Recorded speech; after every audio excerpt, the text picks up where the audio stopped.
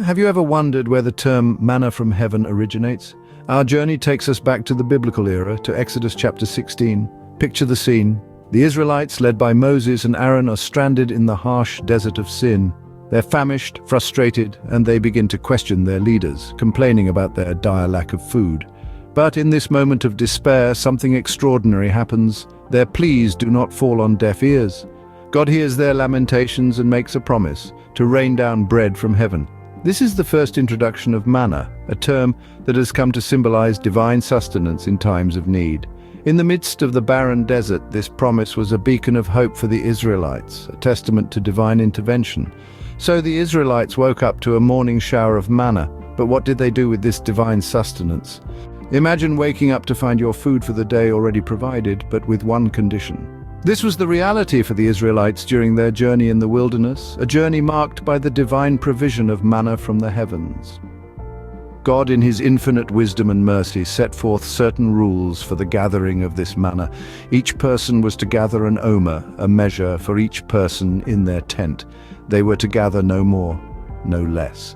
This may seem like a simple instruction, yet it held profound implications. It was a divine mandate that required trust, obedience, and a relinquishing of human instinct to hoard out of fear. But the instructions didn't end there. The Israelites were not to leave any manna until morning. This was a direct challenge to their instinctual urge for security, a lesson in relying on God's daily provision and not on their own strength or resources. And then came the sixth day. On this day, they were to gather twice as much in preparation for the Sabbath, a day of rest, during which no manna would fall. This was a test of their obedience and their faith in God's promise. Would they trust in his provision, or would they give in to their fears and doubts? The reactions of the Israelites were as varied as they were human. Some gathered more, some less. Some left manna until morning, only to find it full of worms and foul. Those who gathered double on the sixth day found their manna fresh and untainted on the Sabbath. These reactions and their consequences were no mere happenstance. They were divine lessons woven into the very fabric of their daily lives. They were lessons that challenged their trust in God, their obedience to his commands, and their understanding of his nature. So this divine diet was not just about sustenance, but also a lesson in trust and obedience. It was a daily reminder that God was their provider, their sustainer, and their guide, and that to trust in him was the path to true freedom and fulfillment. Now imagine this, a food that spoils every day, yet stays fresh for the Sabbath. Isn't that incredible? This is the miracle of manna, as described in Exodus chapter 16. Manna, the heavenly food that God provided for the Israelites during their wanderings in the wilderness, was indeed a miracle.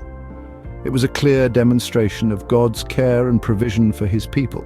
But the real miracle of manna lay not just in its provision, but in its peculiar nature. The manna that was gathered each day would spoil if kept until the next morning. It bred worms and gave off a foul smell, making it unsuitable for consumption. But here's the twist. Every sixth day, the Israelites were instructed to collect twice the usual amount of manna.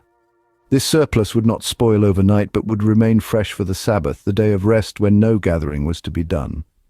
This peculiar characteristic of manna was not just a random occurrence, it was a symbolic representation of the Israelites' relationship with God and his commandments. The daily spoiling of the manna was a reminder of God's daily provision. It taught the Israelites to trust in God's promise to provide for them each new day and discouraged hoarding, thus promoting faith and dependence on God.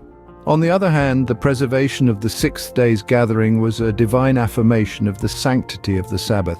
It served as a clear sign of God's commandment to observe the Sabbath as a day of rest and worship. The manna miracle, therefore, was more than just a survival strategy. It was a testament of faith and obedience. It was a lesson in trust, in letting go of human control and surrendering to divine providence. It was a symbol of God's constant presence and his unwavering commitment to his people. Exodus chapter 16, therefore, is not merely a tale of survival, but a testament of faith and obedience, a lesson in trust, and a symbol of divine providence.